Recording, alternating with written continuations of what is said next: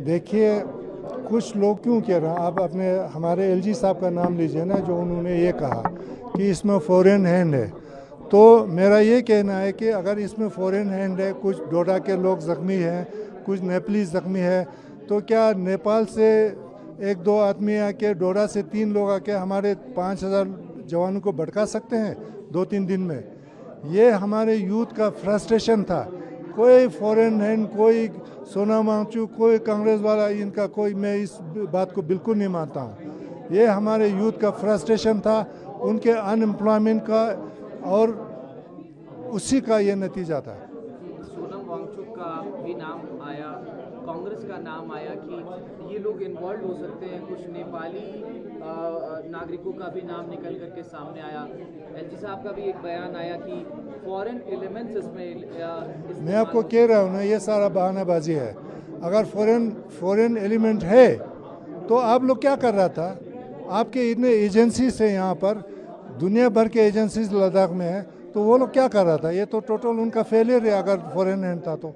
आगे आप लोगों का क्या एक्शन रहेगा? क्योंकि अब हमने देखा हंगर स्ट्राइक भी खत्म हो गई है, जो आपकी तमाम मांगे थी वो अभी भी वैसी ही बनी हुई है, और आगे अभी जाके हम टॉक्स करेंगे, गवर्नमेंट के साथ बातचीत करेंगे और देखेंगे कि वो हमारे बात को कहाँ तक मानता है। अब देखिए, जिम्मेदारी तो आप सब लोगों के सामने बिल्कुल खुला है।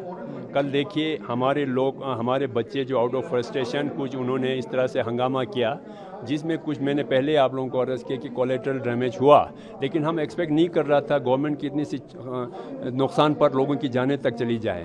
तो ये बड़ा एक अनफॉर्चुनेट चीज़ हमें हो गया कि गोलीबारी चलाना जो है एक बिल्कुल ही लास्ट एक आइटम होता है। अगर हम तो ये बोलते हैं, इतने से बच्चों को अगर यहाँ के एडमिनिस्ट्रेशन, यहाँ के पुलिस अगर संभाल नहीं पाते हैं तो फिर हमारे पूरे यूटी को, रीजन को कैसे संभालेंगे?